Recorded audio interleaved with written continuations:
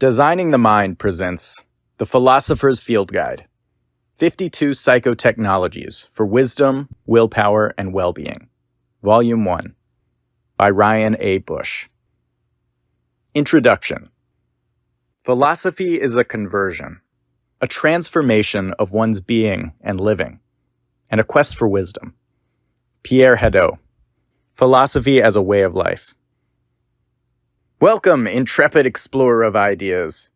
I'm pleased this guide found its way to you, whether by conscious quest, a fellow traveler's bestowal, or one of those sponsored results on your Amazon search. If used well, this guide will serve as an ideal companion for navigating life's treacherous terrain. So what exactly is a philosopher's field guide? Let's start with the philosopher part. This book is interested in philosophy as it was originally conceived, a pragmatic pursuit aimed at mental transformation, tranquility, and thriving. In the Hellenistic philosophy of the West, as well as the contemplative traditions of the East, philosophy was intended as an antidote, not mere analysis. If philosophy strikes you as a dry and boring field, riddled with theoretical analysis and divorced from the concerns of everyday life, rest assured, this is not that. Some of you scholars may scoff at my inclusion of insights from psychotherapists, spiritual authors, and worst of all, Ayn Rand, in a book about philosophers. But this work's singular focus is to enhance the minds and lives of its readers. So you'll find no semantic analysis of counterfactual conditionals. In his excellent book, Philosophy as a Way of Life, philosophy scholar Pierre Hadot says, "Philosophy thus appears, in the first place, as a therapeutic of the passions. Each school had its own therapeutic method, but all of them linked their therapeutics to a profound transformation of the individual's mode of seeing and being. The object of spiritual exercises is precisely to bring about this transformation. Such a transformation of vision is not easy, and it is precisely here that spiritual exercises come in. Little by little, they make possible the indispensable metamorphosis of our inner self." Hadot beautifully captures the original spirit of philosophy, which is now more commonly found in psychotherapy and self-help. Philosophy literally translates to the love of wisdom, and it is exactly this love that fuels my work. Every human being will face trials and tragedies in their lives, but not every human being is endowed with the many tools to handle them well. Life can be far more pleasant with the help of philosophical insights, but even those who are inclined to seek them out often spend decades uncovering them. This brings us to the field guide part. See, this isn't a book in the traditional sense. It is not meant to be perused and pondered before returning to life as usual. Its purpose is not fundamentally to entertain or inspire. You might compare it to a catalog of medicinal plants, each entry detailing a remedy for a physical ailment. Only instead of herbs to fortify your body, this book will outline ideas to fortify your mind. It's a resource to be revisited, experimented with, and integrated into your life, helping you grow stronger, wiser, and happier with each use. The goal is to equip you with a collection of remedies to psychological challenges and produce efficient mental change through applied learning. I've added some customary anecdotal flavoring to help the medicine go down, but its primary rewards won't be reaped through casual consumption. These transformative ideas, which I call psychotechnologies, have been uncovered from a variety of sources: ancient philosophy, modern psychotherapy, and spiritual tradition. These thinkers were the original pioneers who observed these tools and their power. My role has been to integrate, illustrate, and illuminate them. Psychitecture and Psychotechnologies. In my first book, Designing the Mind, which bears the same emblem you see on this cover, I coined the term psychitecture. It refers to self-directed psychological change, the act of designing and modifying your own mental habits. Psychitecture represents a way of viewing and approaching our psychological patterns. It treats mental challenges as systems that can be pragmatically understood, mapped, and modified.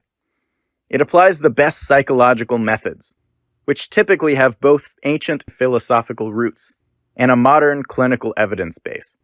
And it uses techie metaphors and diagrams to help make sense of these mechanisms. In Designing the Mind, I state, there are tools that can be unlocked right now by anyone without any external technology. We might call these tools psychotechnologies. The most powerful way to improve the brain at this point in history is through its software, through your thoughts and actions. A psychitect is a collector of adaptive mental mechanisms, a craftsman of strategic psychological structures.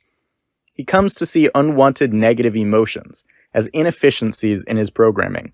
Wise ideas and principles come to be viewed as snippets of open-source cognitive code. So what might this look like in practice? 1. Something happens.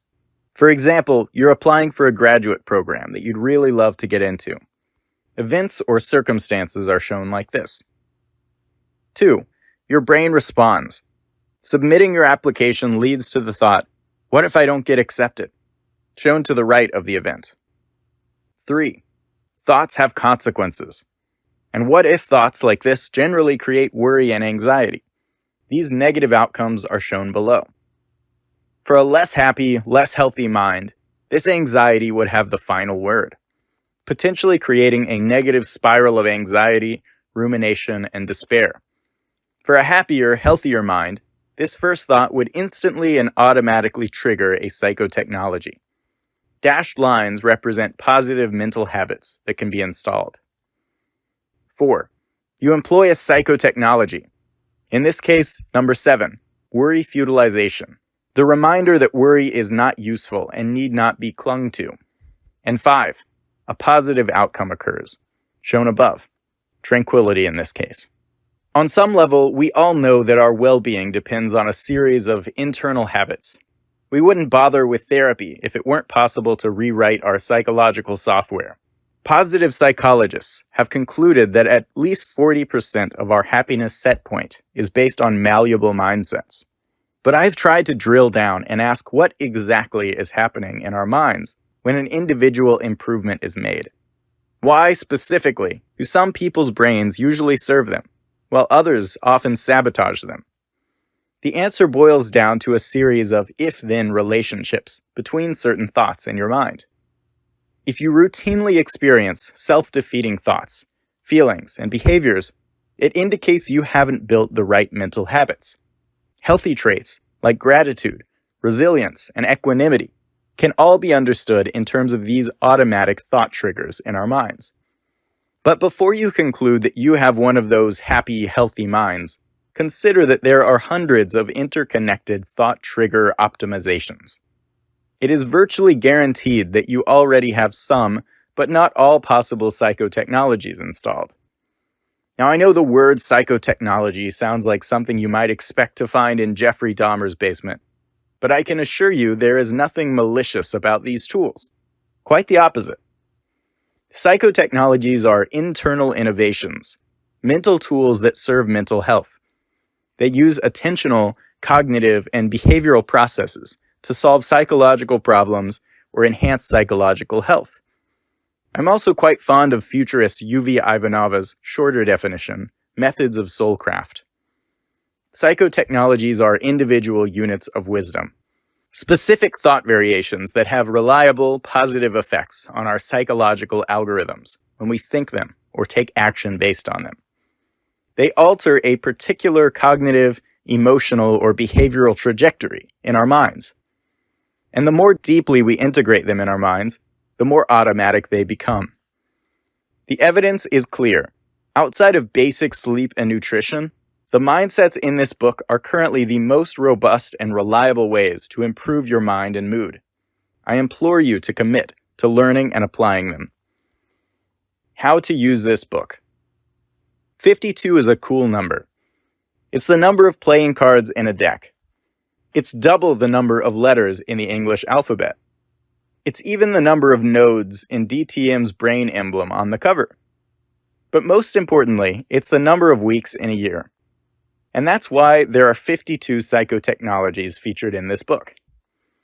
While there are many ways to engage with this book, my recommendation is that you go through the book, one psychotechnology per week.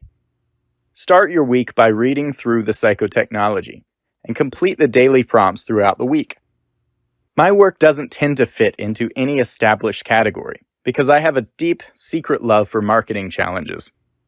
So this book's format is part quote book, part journal, and part workbook all in one. Each psychotechnology gets 4 pages. Most of these sections should be self-explanatory.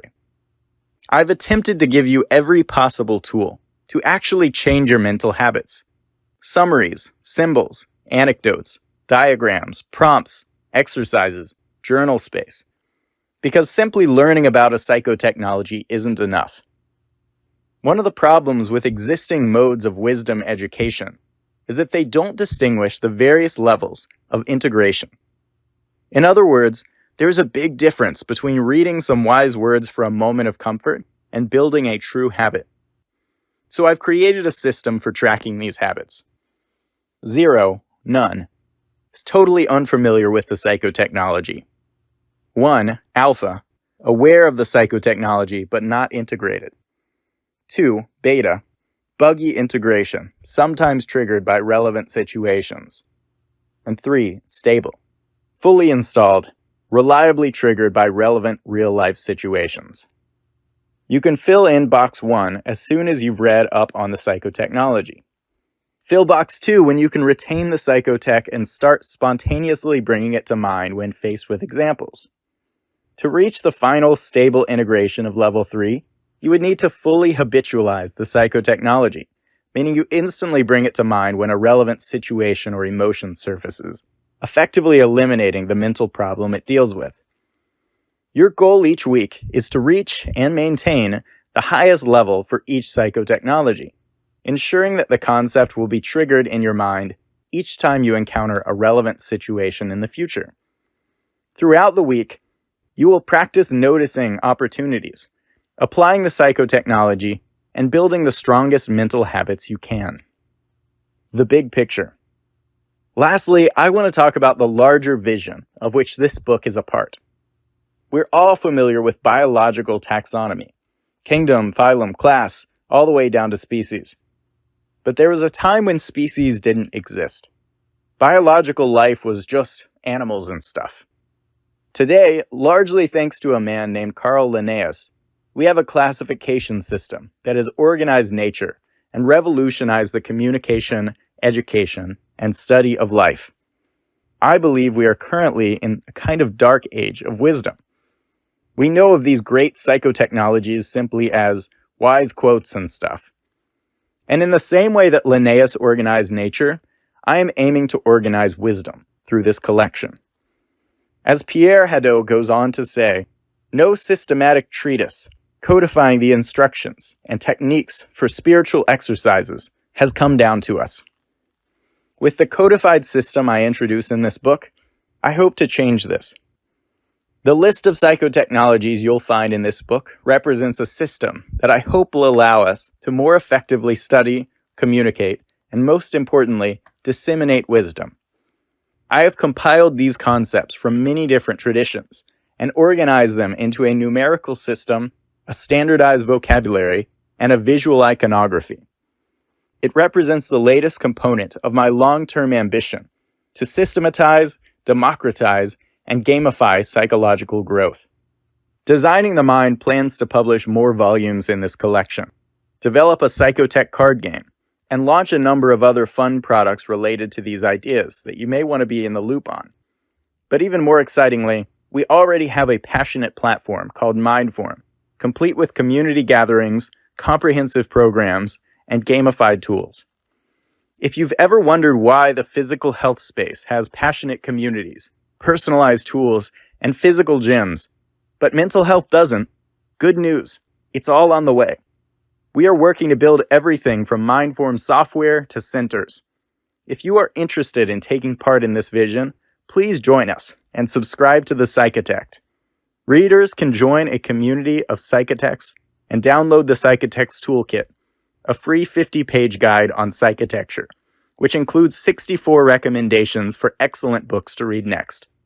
Just go to designingthemind.org/psychotech to get your free books and subscribe to the Psychotech for a weekly dose of codified wisdom.